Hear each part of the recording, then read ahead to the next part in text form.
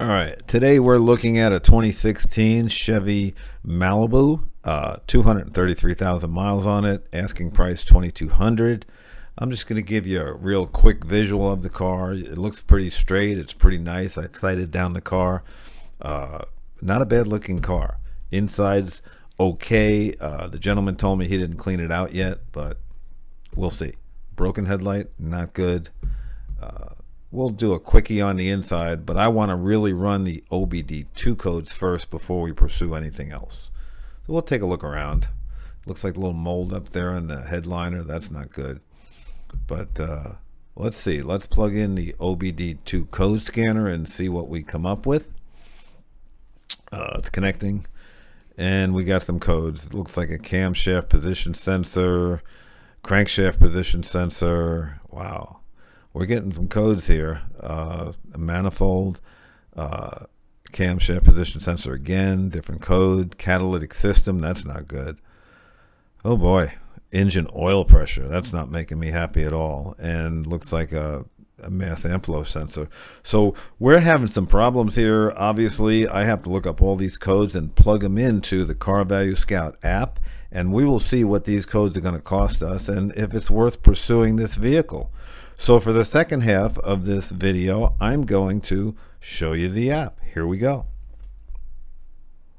I have entered in the VIN number in here, and it pulled up my 2016 Chevrolet Malibu. It's a four-door sedan, automatic. It's got 235,000 miles on it, and we're at a zip code of 29643.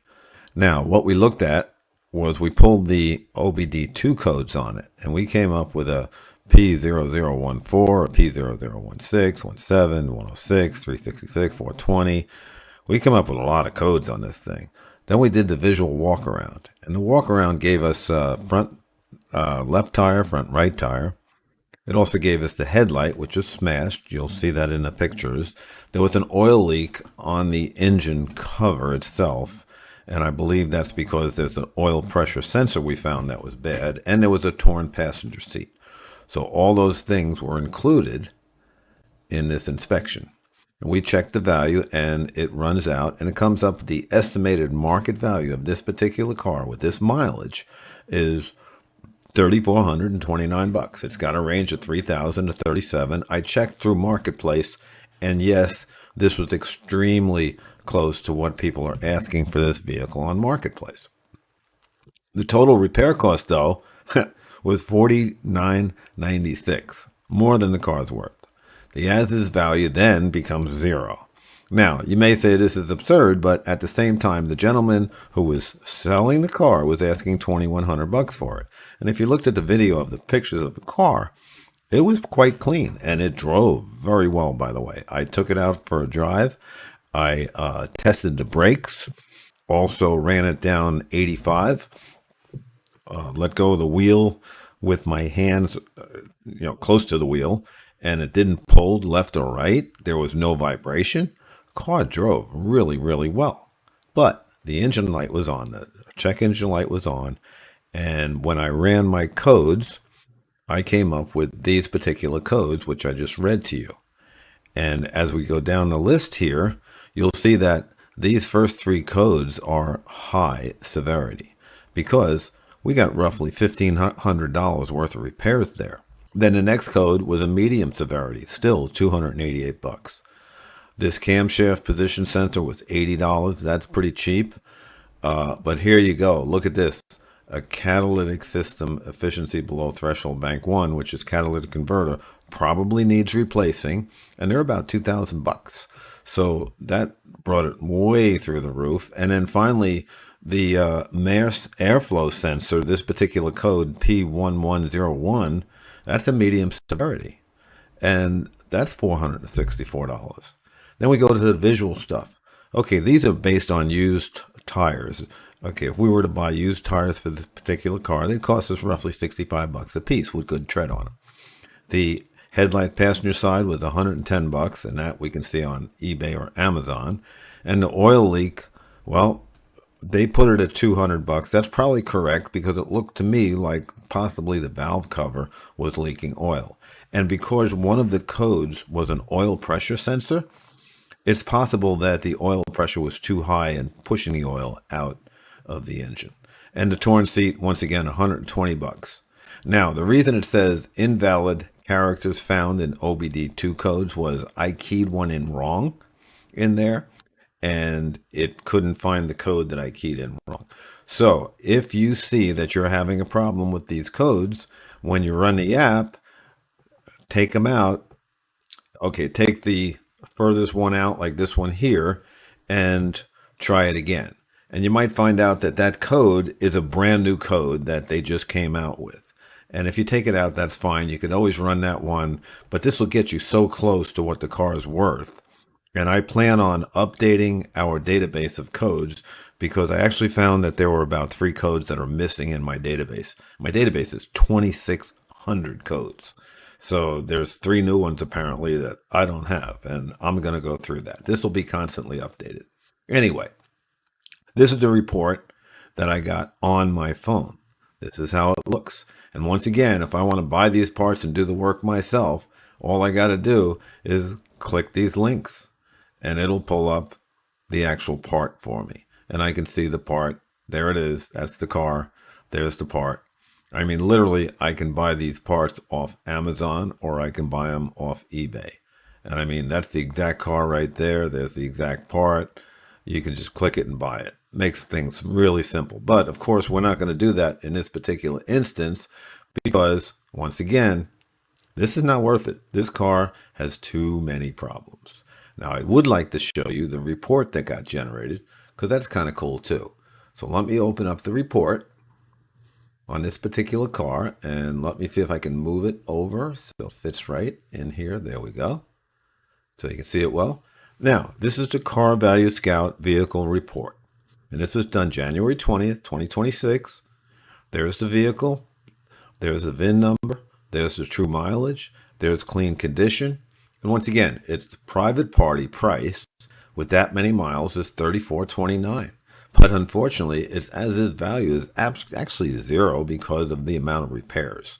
And I'll show you what I mean here. Here's the codes that it came up with that when I punched them in, it gave me what was wrong. It also gave me the estimated repair cost and told me what the codes were for.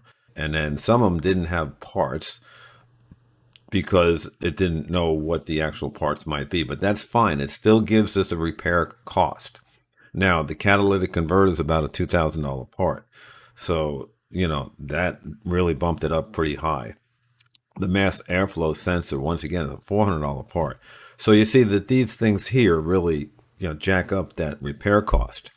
Left front tire was a used front tire at 65, right front tire used at 65. That's very honest. $110 was to actually buy the part for $89, and a mechanic would put it in while he's doing the other work, and it would probably cost you $110 total. The oil leak, $200. It's minor, but once again, if it's a valve cover gasket, which is what it looked like to me, that could be a $10 part and $180 in labor. And the torn seat, once again, is based on buying a set of seat covers to go on the 2 front seats. Even though the driver's seat was okay, the passenger seat should have been replaced, and you want them matching. So the total estimated repair cost is $4,996, which gives us a market value of zero. That's fine, by the way, because if we didn't have this report, we would have bought that car. I would have bought it for my client. I volunteer for Ride to Work Ministries, and we find cars for people that are down and out. And we try to get them cars for under $3,000 so they can start over in life again.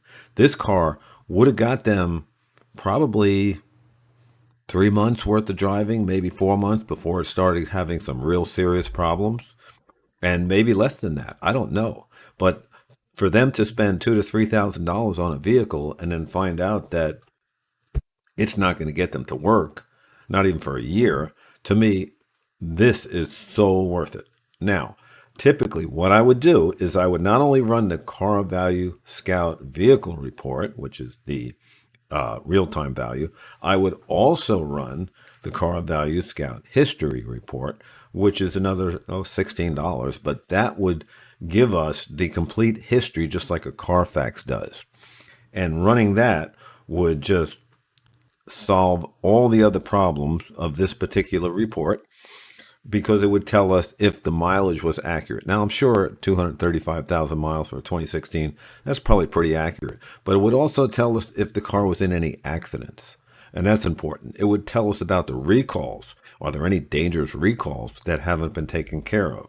Like those Takata airbags and that kind of thing.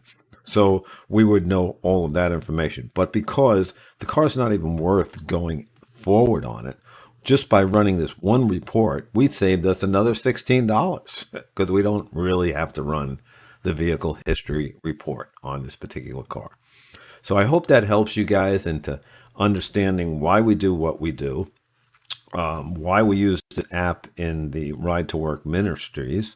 The whole plan behind this is to make sure that we're not going to give somebody money for a vehicle to help one of our clients when, in essence, they could get up one morning and the car not start, or they not get to work, or they get fired because they can't get to work. This program is so valuable to us as the Ride to Work Ministries. Literally, this report costs $3. We saved ourselves over $2,000 by having this report. Like I said, before we had this, before we were doing code reading, we would have bought this car and we would have had a very upset client if they couldn't start it up one morning when they needed to go to work. So that's the Car Value Scout Vehicle Valuation Report. Like I said, it's only $3. And what's kind of cool about it is on the website, you can buy 5 reports or 10 reports. So let's say you looked at this car and you said, no, I don't want this car. So you go to the next car. Now you have the 5 report pack. It's like $15. It's so cheap. So now you have the next one you can run a report on. Once again, you enter in the OBD2 codes and you go through the visual checklist. But I got to tell you something. The OBD2 codes, people freak out because they said, what is that? I don't know what they are. You don't have to know. And you don't have to have a $27 or $30 code reader like I have. And it just plugs in under the dash. Every car from 1996 on has that plug in under the dash, under the steering wheel. It just plugs in and you read it. You read codes. You press a button that says read code. It's simple. But if you didn't have that, and you didn't want to freak out, and you were, say, no, I don't know anything about OBD2 codes, that's fine. You can take the car on a test drive to AutoZone. Go to your closest AutoZone. I think O'Reilly has it, and so does Advanced Auto, and ask them if they could read the codes for you. They do it for free. They'll give you the code numbers, the P00 numbers, and you write them down. Then you go back and you enter them into this application, and you're set. You now have a very clear real-time visual of what the repairs are going to cost you and if it's worth buying the car or not. And if you're handy on our Car Value Scout program, what it does is, and I think this is really cool, is you can actually find the parts on Amazon or eBay if you want to do the work yourself. And what's really cool too is, okay, let's go into the P420 here we go. So we're going to click the link and we're going to go to YouTube and look, here's a cause and fixes for Chevrolet. It brings you right to the link to help you repair that particular issue. Look at that. So you can, if you're handy, you can do this yourself. Okay. How to fix the 420 without replacing a catalytic converter. Okay. And once again, it's got all of these videos that'll help you figure out if you can do the work yourself. And I think that's so cool that it does that. Let's go back again and let's look at that was catalytic converter. Let's check this one. The mass airflow sensor. There it is. Okay. Once again, here's the video. Okay. How to change a mass airflow sensor in a Chevy. It actually walks you through the whole process. So you can buy the part yourself, or if you know somebody, you can have them do the work for you if they're mechanical. Here's another one, how to install a mass airflow Chevy Malibu. Perfect. All of this stuff will help you. And like I said, you not only have where to buy the parts, you also have the repair videos themselves, so you can do the work yourselves. Now, one that's rated high at $476, like this camshaft position timer. You can click that video, but you better know what you're doing. If I show you this here, look at this.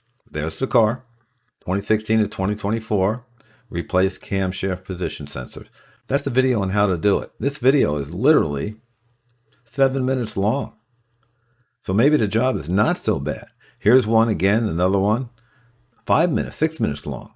So you see, you can do this work yourself, or if you know somebody who's mechanically inclined, they could do the work for you just by clicking my links, go into these videos, buy the parts yourself.